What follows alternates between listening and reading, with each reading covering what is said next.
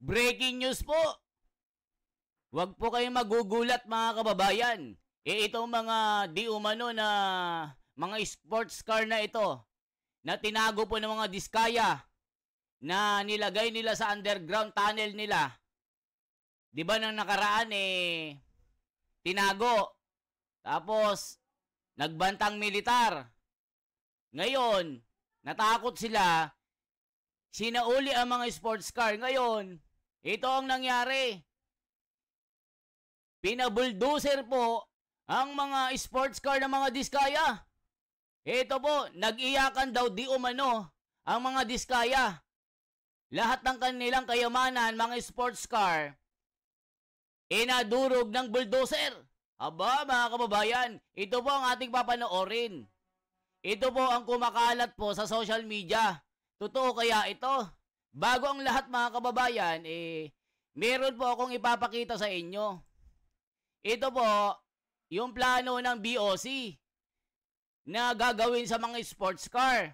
Kinordonan na po. Tapos ang balita, binoldoser na. Yan ang ating ipapakita. Ito po mga kababayan ha. Malupit po itong ipapakita natin. Ito na po. Bago ang lahat mga kababayan,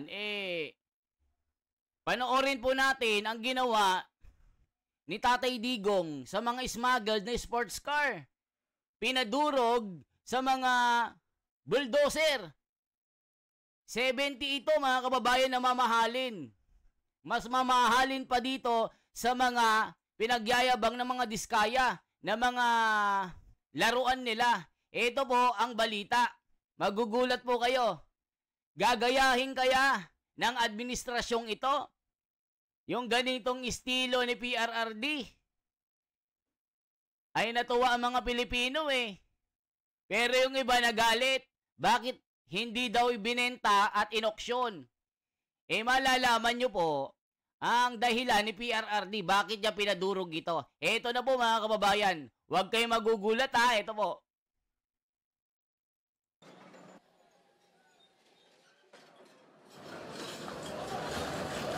Ayan na. Durog. Pursuant to the clear directives of President Rodrigo Roa Duterte last March 14, 2018, when we first witnessed the initial public destruction of 14 luxury vehicles. Today, we are again witnesses to the condemnation and public destruction of 68 contraband luxury vehicles and 8 big motorcycles. No less than the President himself. So yan pong nangyari noon mga kababayan. Winasak po ng bulldozer 68 na mga luxury cars. May Lamborghini, may Jaguar, may mga motorcycle na high-end. Kita nyo po, mga smuggled po yan, walang papeles na pumasok po sa Pilipinas. All contraband luxury vehicles were legally seized and properly disposed of by Gaganda, Harley SEZA. Davidson, wasak. In echoing the President's remarks last March 14, when he means no words in declaring to put an end to a long-standing societal disease that has eroded public trust Kita nyo po mga kababayan, napakalupit to deliver equitable social services. Kitang-kita nyo. These public Wasak ang mga smuggled. and destruction will Ganyan send po out the katindi si message that PRRD noon. SEZA does not and will never again Para mawakasan tolerate ang or condone smuggled na or mga encourage ginagawa ng mga kawatan. smuggling or wrongdoing of any kind at the So free dito, court. malalaman nyo po, ang presyo po nito mga kababayan, yung presyo po na winasak na sasakyan, nagkakahalaga po ng $6 million hanggang $8 million. Ito sabi ng mga komento, ayan po mga kababayan, E39 M5 tried to defend itself but it was no match for the bulldozer. She died fighting with honor. RIP, beautiful car. Wow! You could just resell them and get 6 million to feed the poor in the Philippines and never get it. Why we have to pay so much for car? For that cost $100,000 and pay in taxes 3 times for that car. Nobody can or wanna buy or luxury car in South Asia. So dumb. Diba? Used Lambo short black for sale. 7,500. Yan mga kababayan ang mga nangyari. So yan po ang ginawa po. Ngayon, ano bang sinasabi ng mga tao, mga kababayan? So mamaya ipapakita natin. Ito naman ang BOC. Ano po ang plano nila? Winasak din ba mga high-end na mga sasakyan ni Diskaya? Winasak din ba gaya ni PRRD? Panoorin po natin. Winasak daw di umano ang mga sasakyan na ito. Aba, mukhang totoo kaya ito? Pakinggan po natin kung paano mabira ni Karen Davila itong taga BOC. Ito po mga kababayan, panoorin nyo po. For our second hot copy, we will speak to Customs Commissioner Ariel Nepomuceno following their raid on the properties of Sara and Curly Diskaya. Commissioner Nepomuceno, good morning to you. Welcome to Head Start. Good morning, Ma'am Karen, and to our viewers. Good morning po. All right. Now, the Bureau of Customs has already secured as of Wednesday morning, pwede nyo ko i-update, sir, no? 14 luxury vehicles of the Diskayas based on the search warrant that was issued. Tama, sir? Yes, ma'am. But I'll clarify further. We applied for a search warrant covering 12 luxury vehicles allegedly owned by the Diskaya family. Ngayon, pagdating namin doon, when we served that in the morning, ang nakita lang namin doon, 2. So, then we gave them a clear advice, consider it as a warning na mas mabuti for their interest and for their welfare, na isuko na nila yung mga nando sa search warrant. So, as of today, na ibalik naman dun sa garahe na yung 12 na subject dun sa search warrant. So, 12 plus 2 na nakita namin dun sa loob na hindi naman kasali dun sa search warrant. So 14 yung under custody.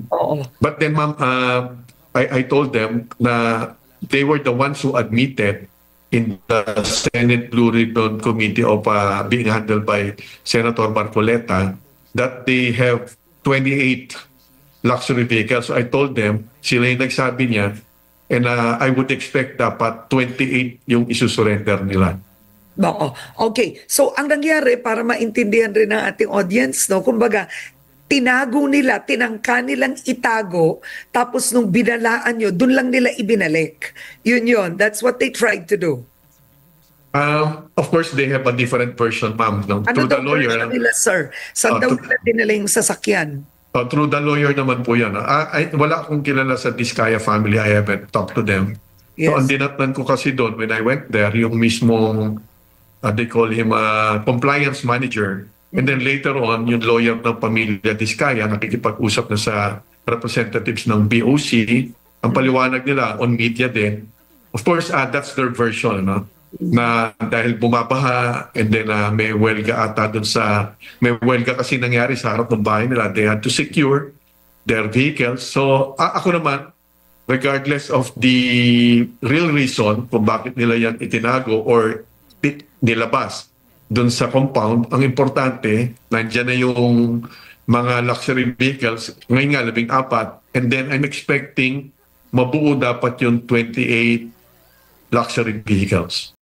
O yan mga kababayan sinauli na po ng pamilya Diskaya. Dudurugin kaya nila ito mga kababayan? Gaya po ni Pangulong Duterte na dinurog yung mga sasakyan na ito. Ito po mga kababayan, no?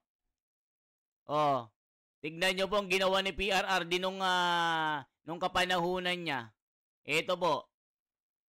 Magagawa kaya ito ng administrasyong ito na dinurog ang mga sasakyan na ito? Yan no. Mga kababayan, nakita nyo po. Kita nyo, durog na durog. Pursuant to the clear makakaya kaya yun directives ang of President BBM Rodrigo Boa Duterte last March 14, 2018, when we first witnessed the initial public destruction of 14 luxury vehicles. BBM Today, we are administration. again witnesses to the condemnation Nagalit yung iba and dito, mga public kababayan, yung destruction mga of mukhang 68 pera, contraband luxury mga vehicles kawatan. and Eh si 8 PRRD, motorcycles. kaya nyo pinadurog ito para masawata ang mga smuggled. Kasi baka mamaya ito yung maging paraan para makonsinti ang mga sindikato. Eh pag pina-auction ito, bibilhin lang din ng mga sindikato ito. Kita nyo, mga kababayan. Of CES's administrative Diba? O ito po yung ibang mga sinasabi dito, mga kababayan, para malaman nyo po ito'y totoo, hindi po ito bali-balita lang. Ito po yung balita noon. 7 years ago ito Talagang nadurog ang mga sasakyan na ito. Tignan natin Tignan natin. Para malaman nyo, way back Duterte administration. Ito po mga kababayan, talagang pinadurog niya. Talagang doon nyo makikita ang kalidad po ng isang Duterte. Hindi po talagang ito po mga kababayan, panoorin nyo po. Magugulat po kayo dito. Ito po yung matikas nating pangulo noon. Magugulat po kayo dito mga kababayan. Panoorin po natin para lang meron po tayong ma-recall na iba talaga itong si PRRD pagdating sa mga smuggled car. Ito po. Matutuwa kayo sa mga comment mga kababayan. Ito tignan natin gaano kaangas si PRRD. Ito po. Galing ito sa Net 25. Pakinggan po natin. Ito, mga kababayan, napakaangas. Sana all ganito lahat ng Pangulo. Pinangunahan ni Pangulong Rodrigo Duterte ang pagbulldozer at pagwasak sa 61 million na halaga ng mga smuggled luxury cars sa South Harbor. Pinangunahan ni Pangulong Rodrigo Duterte ang pagbulldozer at pagwasak sa 61 million na halaga ng mga smuggled luxury cars sa South Harbor Port Area sa Maynila kasabay ng pagdiriwang ng ika-116 na taong anibersaryo nito. Nasa 30 mga smuggled luxury cars ang winasak sa customs sa Maynila. Sa bayan din ito na isinagawa sa Davao City kung saan 7 sasakyan ang sinira habang 3 naman ang sa Cebu City. Kabilang sa mga sinirang mga mamahaling sasakyan ay ang BMW, Jaguar, Corvette at iba pa. Ang talumpati ng Pangulo muli nitong binigyang diin ang kanyang paglaban sa korupsyon sa pamahalaan. Sa mga nakalipas na taon, isinusubasta ang mga nahuhuling smuggled na sasakyan pero nakatanggap umano ng impormasyon ng Pangulo na ang mga smuggler din mismo ang bumibili nito. O, di ba mga kababayan? Pag pinapa-auction kasi yung mga, di ba, ito yung kultura sa Pilipinas, sa Bureau of Custom. Yung mga smuggled na nahuhuli, ino-auction. Ang nangyayari po, mga sindikato rin ang bumibili. Kaya, pinutol ni Tatay Digong yung ganong sistema. Pinadurog niya ngayon. O, ito pa yung mga komento, mga kababayan. Ako po, ito.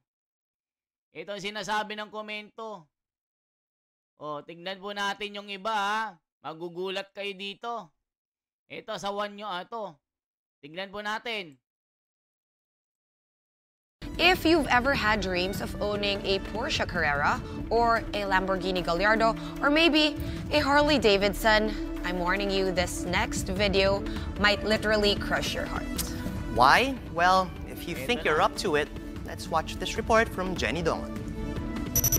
Yes, you're seeing luxury vehicles and expensive bikes few people can afford right out in the open. But this isn't a car show or a test drive event. If you're a fan of these machines, better look away now.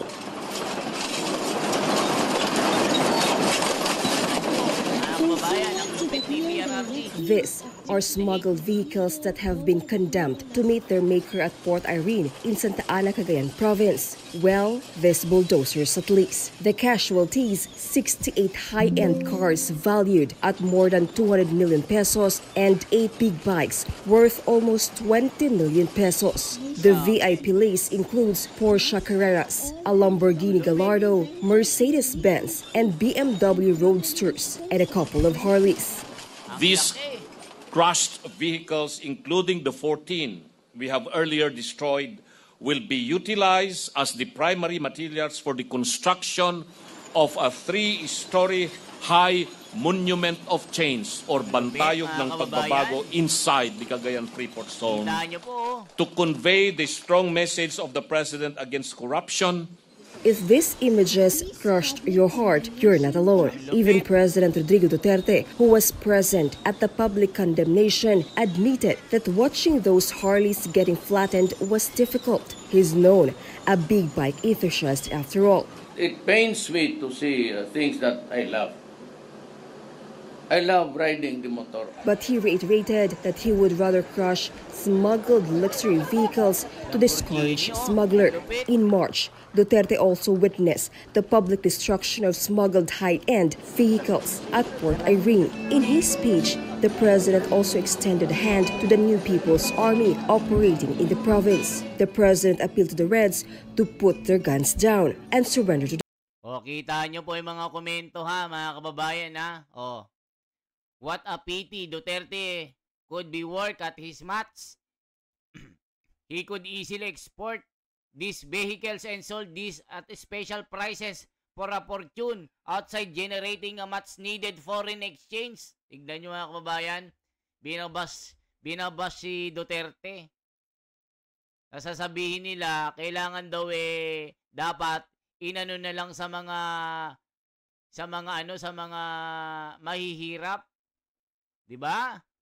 Yun ang sinasabi ng mga basher Ito po yung iba, mga kababayan. Para makita nyo, makabasa tayo ng comment. Dito sa Port ng Maynila, sa Bureau of Customs, naghintay ng kapalaran ng 20 luxury vehicles. Sentensyado silang wasakin sa utos na rin ni Pangulong Duterte. Ang naghihintay sa kanila ang bulldozer na ito. Pagdating ng Pangulo, sinimulan na ang pagsira sa mga luxury vehicles.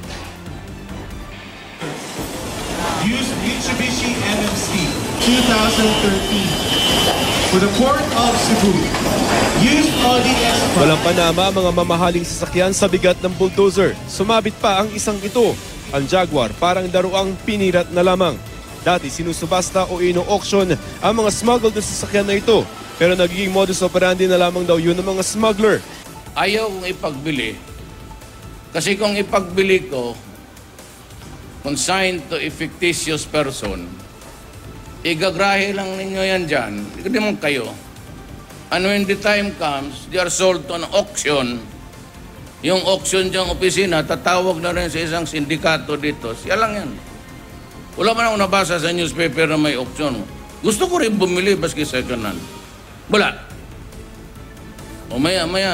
So, auction. Then again, mag-import na naman itong mga unggoy na to. O mga kababayan, nakita nyo po yung mga sistema ng mga sindikato. Pinagbibili ulit, matapos nila bilhin, ibebenta ulit sa sindikato. Tapos ibebenta ulit ng mas mahal. So ibig sabihin mga kababayan, parang ecosystem yung food chain, paikot-ikot. Pag kinain ng agila, halimbawa mga kababayan, yung palaka, kumain ng insekto. Yung palaka, kinain ng agila. Yung agila, kinain ng tao. Ganun po yung sistema dito ng mga sindikato. Ngayon, basahin po natin yung mga komento. Ano ba sinasabi? Yung iba nagagalit. Sayang lang, sabi ni Ronald. Sana pinangbili na lang ng kabang-kabang bigas. Sayang dito sa US, collectors karyan pero illegal kasi, sabi ni Wana Tindog. Illegal transaction, Brad. Walang papel, kahit ibenta nyo yan. Walang bibili kasi mga walang papeles. Kahit ibalik ninyo yan sa manufacturer, di uubre yan. Kahit ipunta yan sa museum, walang matatanggap dyan. Sasabihin doon na ito pala yung smuggled car, preserve namin kasi ganito, ganyan, etc. No, Nissan Sunny 1983 engine. Oh no, 1,500cc. Sana wag na maulit itong illegal work ng mga smugglers. Heartbroken ang smuggler. Good job, Mr. President. Wow! Wala na naitabi bago ipakita yan. Iba talaga si PRRD. Wow, ang galing ng president ko.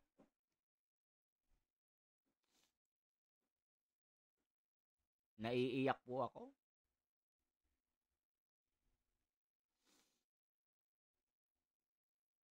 Kasi naalala ko si Tatay Digong na pinahuli nila. Kita nyo po.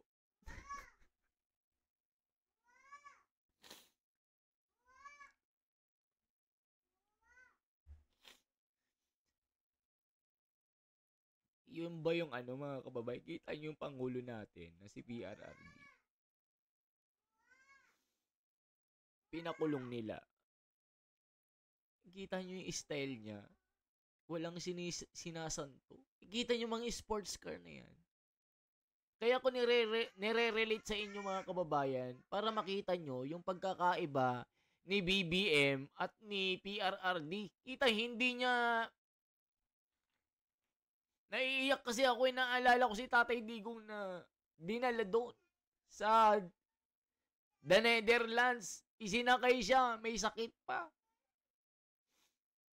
Tapos makikita ko siya na na nagsasalita. So, masakit yung pakiramdam ko na kita yung mga comment. Itong video na ito mga kababayan, 7 years ago ito, during the regime of PRRD, napakasaya natin na yung taong bayan po ay natutuwa sa kanyang mga ginagawa, sa kanyang kamay na bakal, walang drug addict, tahimik yung lugar, walang mga naglalakad na mga gumagawa ng katarantaduhan, walang nakahubad, bawal kumanta sa gabi. Takot yung mga tao, wala ding corruption noon.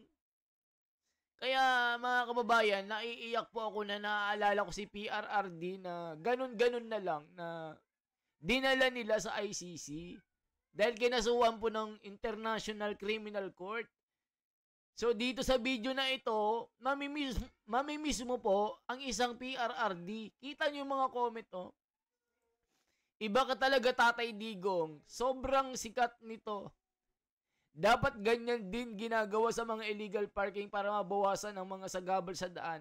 Hindi ako kargay, pero kung ako ang masusunod, ang mas maganda siguro silaban at pasabugin para wala na po talagang pakinabang. Dapat ginamit na lang sa shooting yan para pasabugin. This is so stupid, sabi naman nila. If you don't sell them, Mr. President, and give all that money to the poor people, ibahin nyo si PRRD. Sana ginawa na lang nila police car para sa mga racer. No, that's not the point. What a waste of money. Mas mabuti kapag tangke, gera ang sumira dito. Ang galing ni PRRD, kakaiba si BBM. Duwag. Anong ginawa nila sa mga sports car na yan? Dudurugin din ba or itatago lang ng Bureau of Customs? O, tignan nyo mga kababayan. Ito si PRRD, oh. Huminto kayo. Ito yung Corvette Stingray. Ito na yung natira matapos silang pisakin kanina. This is easily 5 million pesos. Pisak na. And this one is a Jaguar. Si kabuuan nito kasama yung sa Davao and sa Cebu, 61 million pesos. Ang balak ng presidente dito sa mga winasak ng mga luxury hot cars, ibigay sa mga magbabakal. Sabi ko, ibigay ninyo sa tiga pabili ng bakal. At least, hindi sila makakotse ng ganon. Pero baka may kuha pa sila doon, di laro-laruan na. Kabilang sa mga pinitpit ang mga Jaguar, may Corvette Stingray rin na abot milyon ng halaga. May mga BMW din. Sa Davao, may kasabay na sinira mga Mercedes-Benz sa 7 hot cars na ipinasira. O mga kababayan, ano masasabi nyo dito? Di ba? Nakakaiyak ko. Nakakamiss ang isang PRRD. Sa panahon ngayon, mga kababayan, napakaraming adik, napakaraming siraulo. Maraming holdupper, daming nagsasaksakan sa labas. Ang daming mga nakikidnap na mga bata, daming nagraragbi sa labas. Mga siraulo na mga daming snatcher sa Manila. Dati wala po. Pag sinabi ni Tatay Digong, tumahimik ka, yari ka. Ayaw mo magbago, bukas. Nasa sementeryo ka na, ganun dapat. Kamay na bakal. O ngayon, anong plano ng BOC ngayon, mga kababayan? Anong gagawin nila sa kordonan nila? Okay, so can you read out, is it possible, just very quickly, basahin niyo po ngayon ang 14 na luxury vehicles quickly with the models na natuklasan ng BOC. Yes, ma'am. Of course, ang pinakasikat, meron akong lista. Ang pinakasikat, of course, yung Rolls-Royce na may payong, Nandun pa yung payong, by the way. Can you read the model? Like, let's say, Rolls-Royce, anong model? Rolls-Royce Cullinan. I don't know how to pronounce that. Sure. And then Toyota Tundra, Mercedes-Benz, G63 AMG, Bentley Bentayga, probably that's how you pronounce it. Toyota Land Cruiser 300, another Mercedes-Benz G500, Maserati Levante Modena. O mga kababayan, anong masasabi nyo? Dudurugin din ba ito ng BOC? O itatago lang nila, kunwari? Mga kababayan, anong gagawin nila? Sabi ng abogado kasi, walang kasalanan ng mga diskaya, absuelto sila. Dahil yung legal yung mga papeles nito, wala din daw silang ninakaw na pera ng bayan dahil mga legal din daw ang kanilang pagkuha ng mga project sa DPWH. So, itong abogado na ito na si Torne na Gunggong, nagyabang kahapon, in-interview siya na wala daw kasalanan ng mga diskaya. Aba, mag-asawang diskaya isusuko ang 14 luxury cars. Bakit 14 lang? Kung mga smuggle yan, sunugin na. O, tignan nyo mga comment. Karen, please correct your assumption. Being a car enthusiast here in the US, a top trim RR, Cullinan cost is about $400. $400K or to 20 million pesos before freight taxes. So the least price with taxes should be more or less 40 million pesos. Second, the dealer who brought it in must be investigated. Dandy. The BOC Commission seem cool, level-headed enough and articulate in answering question and not falling prey to sensational sound. Bites that Karen seem to get to. Of course, it's understandable that given the issue of the moment, Karen wants to get as many questions answered in the quickest time. The car dealer broker should be investigated. O tignan, kawawa talaga mga middle class who work day-to-day paying taxes, supporting the poor and paying for the luxuries of the rich. Dapat investigan din ng BOC yung dealer. Buti naman andun na rin yung payong. Nako, kung maghihintay pa kayo ng 1 linggo at puro kayo rookie, patayin na lahat ng dokumento. But by that time, peke na. Hindi na nila tinangkang itago. May transport sila palabas na umuwi nang ihatid ang dalawa. Nung unang pumutok pa lang sa balita, posibleng smuggled na. Hindi nag-surveillance agad sa stakeout. Natakasan pa, hehehe. As usual, pelikulang Pinoy, masipag after the fact. In the first place, paano nakalusot sa custom? The car dealer broker should be investigated. Kita nyo po mga kababayan? Anong masasabi nyo dito? kakaiba talaga nung panahon ni PRRD. Kung panahon ni PRRD ngayon yan, durog yan. Siniliban na yan ng gasolina. Ngayon, ang daming paek-ek. Ang dami pa nilang inaano Nakikita nyo naman na talagang galing sa nakaw yan. Kahit pa may papeles yan. Galing naman sa pagnanakaw yung ginawa nila. Dito sa pera ng flood control, sila ang nakinabang. Samantalang mga Pilipino nagutom, namatay, nabaha, nagkasakit. Tapos ngayon, bine-baby nyo ang mga ito. Tapos pagka mag-issue kayo ng warrant of arrest, kumakatok pa kayo. Nagpapaalam pa kayo. Bakit? Nung nagnakaw ang mga yan, nagpaalam ba sila sa atin na nakawin yung pera natin? Tapos pag i-raid nyo, tinatawag muna ng taga-BOC na kasabwat nila na kunwari, maintenance ito. Kasasabihin ng abogado, wala silang kasalanan. Legal lahat ng mga papeles. Yung abogado sinabi na dito daw sa Pilipinas, binili ang mga sasakyan na yan, pero sa interview ni Diskaya, lahat po imported. Pagka nakita lang sa TikTok, sa YouTube, binibili agad. Sa Amerika, sa Middle East, sa Europa, saan mang galing ang sasakyan na yan. Parang bumibili lang ng ng singkamas sa palengke. Pag nagustuhan, bibili na agad Isipin nyo, 42 million ang isa. Ilan yan? 80. Sabi ni Jinggoy, 80 na sasakyan. Tinago yung 40. O nasaan yon? Hindi nakalista po sa BOC yan. Bakit? Ba't nakalusot sa inyo yan? Magkano kay Chief? Magkano kay Kapitan? Kay Bossing?